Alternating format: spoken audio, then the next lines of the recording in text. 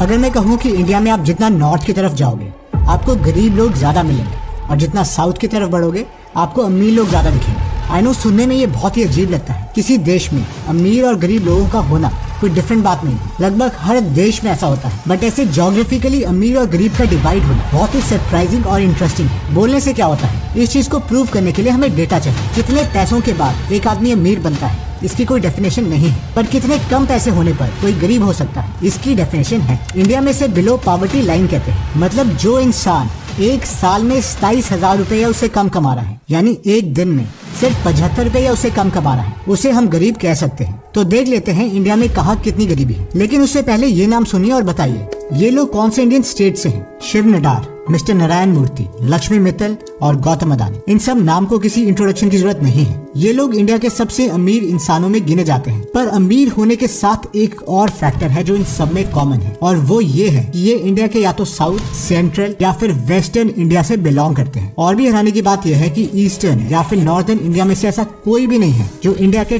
Top 10 rich की list में आ सके, यानी कि कोई अंबानी या टाटा जैसा इंडस्ट्रियलिस्ट। तो फाइनली ये रहा डेटा। इंडिया के supreme planning authority NITI Aayog ने 2021 में गरीबी के ऊपर जो रिपोर्ट निकाली है उसमें बिहार, झारखंड, उत्तर प्रदेश, मेघालय, असम एक्सेट्रा जैसे नॉर्थ के स्टेट्स में गरीबी ज्यादा है, जबकि पौंडीचेरी, केरला, आंध्रा, कर्नाटका, तमिलनाडु जैसे साउथ के स्टेट्स में गरीबी कम है। हालांकि नॉर्थ के कुछ स्टेट्स जैसे कि दिल्ली या चंडीगढ़ में गरीबी कम दिखाई दे रही है। पर अगर हम ये देखें कि 25% से ज्यादा गरीबी कौन से स्टेट में है तो हमें सिर्फ नॉर्थ के स्टेट्स ही दिखाई देंगे। पर ऐसा है क्यों? 2022 में इंडिया की टोटल पॉपुलेशन थी 141 करोड़। अब इस इंडिया के टोटल पॉपुलेशन डिस्ट्रीब्यूशन में भी एक बैलेंस है, और वो ये है कि इंडिया के लगभग 50% लोग नॉर्दर्न और ईस्टर्न इंडिया में रहते हैं, जबकि बाकी 50% वेस्ट, सेंट्रल या साउथ इंडिया में रहते हैं। यानी कि ह्यूमन रिसोर्स दोनों साइड में ऑलमोस्ट बराबर है। फिर भी साउथ और सेंट्रल इंडिया में लोग ज्यादा अमीर हैं और नॉर्थ और ईस्टर्न इंडिया में गरीब हैं। इसके रीजन को हम डेटा की मदद से देखते हैं।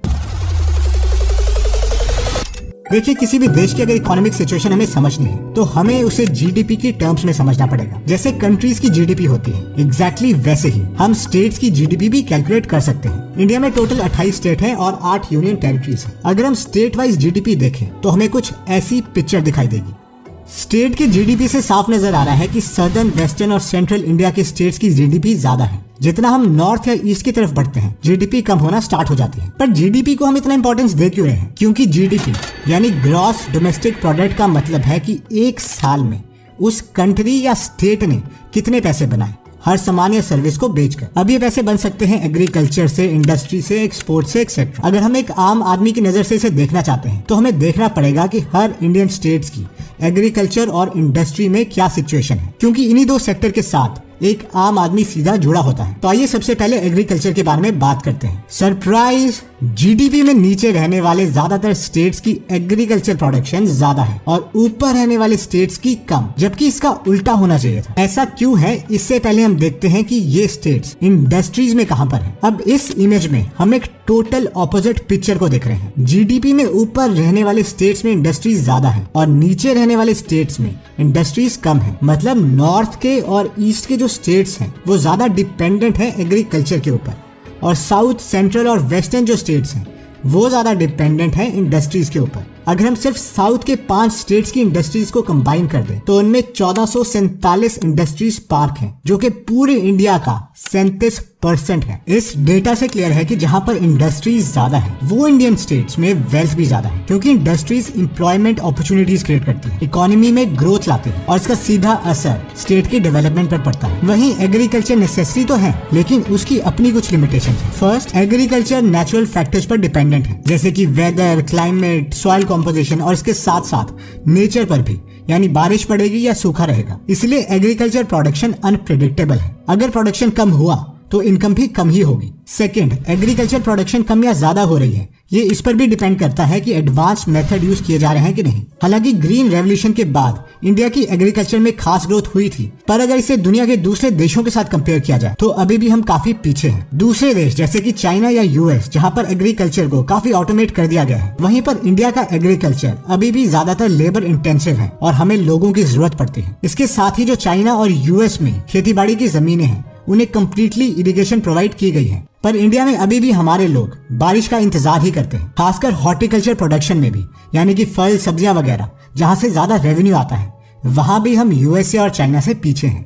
थर्ड, एग्रीकल्चर सीजन पर भी डिपेंडेंट है, यानी कि खेती से जुड़े हुए लोगों के पास पूरे साल एम्प्लॉयमेंट नहीं है। एग्रीकल्चर में सिर्फ उन्हें उस सीजन में ही एम्प्लॉयमेंट मिलती है। फॉर एग्जाम्पल, जो लोग चावल या गेहूं की खेती बाड़ी कर रहे हैं, दूसरे वक्त इनकम जनरेट करने के लिए ये लोग कुछ और चीजें करते हैं। For example, Mahatma Gandhi, NREGA etcetera. Fourth, इसके साथ है मिडलमैन की प्रॉब्लम। खेत में किसान जो उगाते हैं वो मार्केट तक पहुंचते ही बीच में आ जाते हैं मिडलमैन। ये वो लोग हैं जो किसानों से कम दाम पर अनाज खरीदते हैं और उन्हें ज्यादा क्वांटिटी में जमा कर बाद में महंगे में बेच देते हैं। इससे ज्यादा फायदा मिडलमैन की पॉकेट में जाता है, ना कि किसान की पॉकेट में, जिसकी वजह से किसान को कम दाम मिलता है। इस प्रॉब्लम को एक प्रैक्टिकल एग्जांपल से समझते हैं। हाल ही में फार्मर प्रोटेस्ट को लेकर काफी शोर हुआ था। किसानों की बहुत सारी अपील में एक अपील थी कि इस मिडलमैन को हटाना। उस वक्त सामने आया था हरियाणा के यमुनानगर में रहने वाले किसान श्याम सुंदर मेहता जी की बातें। उन्होंने कहा था कि जब किसान मंडी में अपनी फसल बेचने जाते हैं तो उन्हें वो फसल मिडलमैन को बेचनी पड़ती है। ये मिडलमैन गवर्नमेंट इंस्पेक्टर के साथ मिलके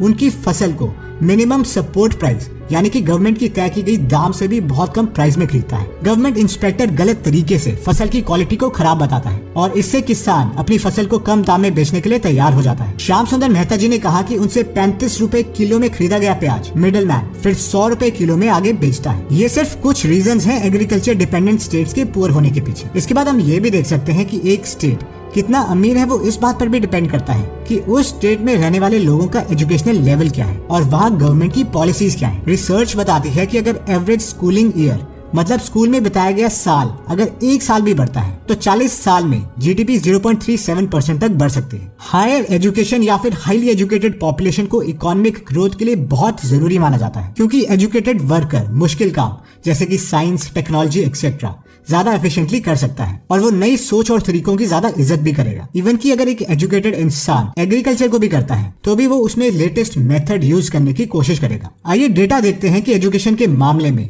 इंडियन स्टेट्स कैसे परफॉर्म कर रहे हैं।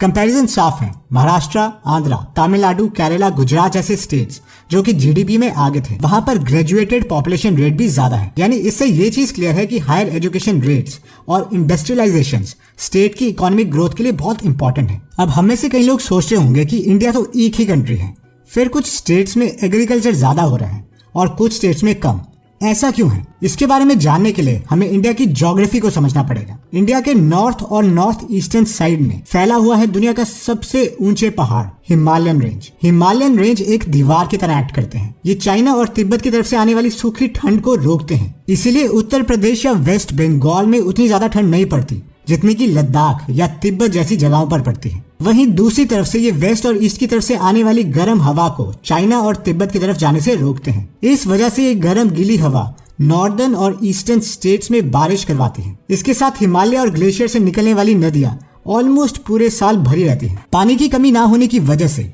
ईस्टर्न और नॉर्दर्न स्टेट्स में जमीन ज्यादा फर्टाइल है और खेती बाड़ी ज्यादा होती है। वहीं अगर हम साउथ और सेंट्रल इंडियन स्टेट्स की बात करें तो वहां पर कम ऊंचाई वाले ईस्टर्न और वेस्टर्न घाट्स के हिल्स हैं। कम ऊंचाई की वजह से ये रेंजेस समुद्र की तरफ से आने वाली गीली हवा को ज्यादा रोक नहीं पाते और सिर्फ कोस्टल एरिया में ही हल्की बारिश करवा देते हैं। इसके साथ इन रेंजेस में ग्लेशियर्स भी नहीं है, तो सर्दर्न और सेंट्रल इंडिया की नदियों में पानी सिर्फ बारिश से ही आता है। यानी कि ईस्टर्न और नॉर्दर्न स्टेट्स जैसे भरपूर पानी और उपजाऊ जमीन के रिसोर्सेज इन स्टेट्स के पास है ही नहीं। और इन ज्योग्राफिकल रीजंस की वजह से हमें ईस्टर्न और नॉर्दर्न स्टेट्स में ही ज्यादा एग्रीकल्चर देखने को मिलता है। सर्दर्न और वेस्टर्न इंडिया के पास एग्रीकल्चर रिसोर्सेज पहले से ही कम है, इसलिए उन्होंने ट्रेड पर ज्यादा ध्यान दिया। इकोनॉमिस्ट्स कहते हैं कि अगर किसी रीजन के पास एग्रीकल्चर रिसोर्सेज ना हो तो उन्हें अपनी ट्रेडिंग पोटेंशियल को बहुत ज्यादा इंक्रीज करना ही पड़ेगा अगर उन्हें डेवलप होना है तो।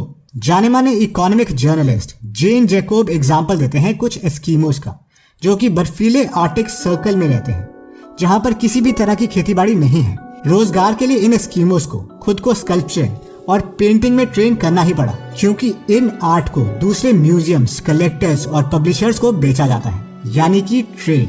यहाँ पर हम जापान का भी एग्जांपल ले सकते हैं।